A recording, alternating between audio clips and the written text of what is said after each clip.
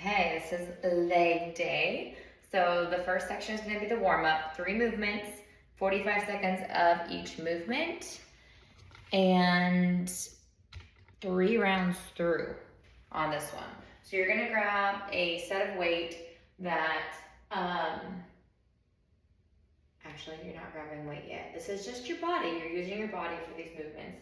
You're going to do mountain climbers. Mobility mountain climbers are going to be in a push-up position where you bring one foot forward to stretch that hip flexor. Right side, pause for a few seconds, switch sides, pause. So right side, left side in that mobility mountain climber. The next movement is going to be a hinge to a squat with a PVC. So I have it like so where you put it behind your back. So to keep your back flat, you're going to squat down. How low can you go? And then you're going to hinge at the hip. So hips go back, hinge, pause, and then go back into your squat. You can go overhead with the PVC for your squat, or you can keep it on your back. So if you don't have one of these, then you're just going to squat regular with your hands out in front of you. You can wiggle at the bottom and then just hinge or reach for the floor. That is your second movement. The last movement is going to be a Cossack squat where you're going to stand really wide with your feet. Sorry, I don't like how I'm on 2 different surfaces. So wide with your feet, you're going to go to the side and to the other side. And then you can reach in the middle between the side to side. So what that looks like in a front position is like this. Knee stays tracking over the ankle, and a wide enough stance to where you can feel that stretch on the inside, side to side on that one, and then you can just reach in the middle. That's your warm-up. So those 3 movements, 45 seconds worth of those movements, each movement for 45 seconds for 3 rounds through. The workout is going to be a trio as well, so 3 movements, 2 sections of 3 movements, 45 seconds per movement or 10 heavy reps. So that is your choice, whether you do 10 heavy reps or 45 seconds of the movements.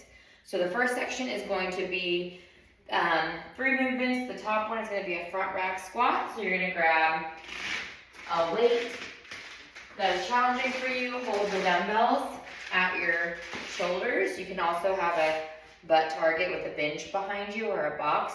You're going to drive those elbows up when you go down, however low you can, trying to get hip crease below knee crease if possible to get that 45-degree angle of the depth. So that is your front rack squat. And it does say tempo, so your goal is 1, 2, 3, 4, and then back up, okay, on that one. The second movement is suitcase deadlift. So you're squeezing those shoulders back, keeping those weights to the side of your body, right by your hips. You have a slight knee bend whenever your hips go back, slight knee bend, and then drop your knees a little bit more till you reach the floor. So you want this in your glutes and your hamstrings, so straighter legs and a slight knee bend till you touch the floor. And you do want the weights to go right behind your toes. Inhale on the way down. Exhale with that breath as you squeeze your core and squeeze your glutes on the way up. So that is your suitcase deadlift. The last one is going to be a weighted bridge. So you're going to have a weight and you can go to the floor or elevate yourself on a box. So you're going to have the weight right at your hips. Hips are under, bridging those hips up. Slower on the way down. Up, slower on the way down. That is your weighted bridge. Then that is the first section. So those 3 movements for 4 rounds through. The last section of 3 movements is going to be sumo squats, sumo deadlifts, and then alternating reverse lunges. So your sumo stance is going to be where you stand wider. I'm going to move this so you can see my feet a little bit better. So you're going to stand wider with your toes out. and your knees go out whenever your toes are out. So grab a weight that's heavy enough that challenges you. So your toes are out, your knees are out when you go down. Your chest is up. Pause at the bottom, come back up. So that's your sumo squat. You can hold weight low for your sumo or higher underneath your chin. Higher under your chin, you're gonna feel it more in your core. Lower, you're gonna isolate most of your glutes. So either way, you're gonna feel it in your legs. But the stance is important with your heels underneath your shoulders, and then rotate those toes out. Knees go out, tracking over the pinky toes. That's your sumo squat. The sumo deadlift, same stance. Your heels are underneath your shoulders, your toes are out, but on this one you hinge. So you're gonna have your weight. You should be able to use a heavier weight or a bar. Your hips go back. So from the side, this one's a bow. A deadlift is your chest is down, your hips are back, stand up, squeezing those glutes. A squat is your chest stays up and you're dropping your butt. So that's the difference in that. So squeeze those shoulders, no rolled shoulders, squeeze those shoulders back, stick your hips back for that deadlift. The last one is alternating lunges. So you're just gonna take it back, whether you hold weight to your side, you're gonna take it back, drive up off that front foot.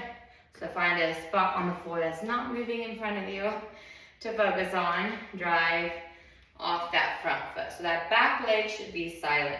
When you step back, you want to load the front foot. So squeeze those glutes, drive up off of that front leg, take a step back. Keep those feet a little bit wider too. So wider, about hip width apart, don't tightrope it. So don't bring that leg right behind that front balance foot, or else you feel like you're on a tightrope and you don't have balance. So nose forward, over toes on those alternating lunges. That is the last movement after those 3 movements. So 4 rounds through, again, is the goal of that. The afterburner is gonna be with a band. You're gonna have a band at your ankles, and you're gonna do donkey kicks.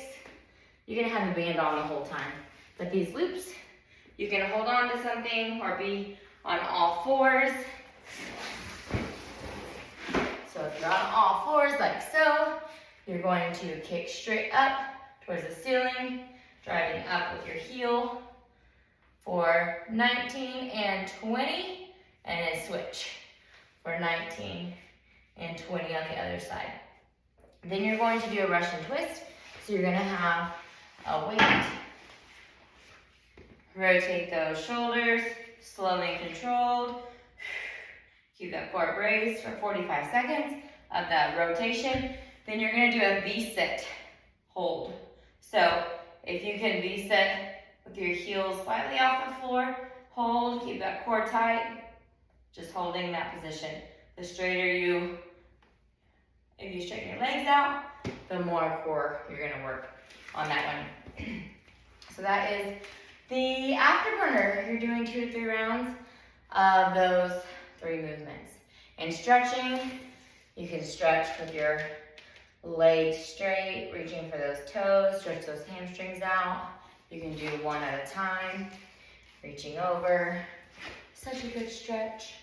Then you can also do 1 leg tucked underneath you, a pigeon stretch, set up really tall, stretch that hip out, both sides, set up really tall, stretch the hip. You can also grab that ankle behind you, stretch your hip flexor and your quad on each of those legs. So that is your leg day. Hope you have fun.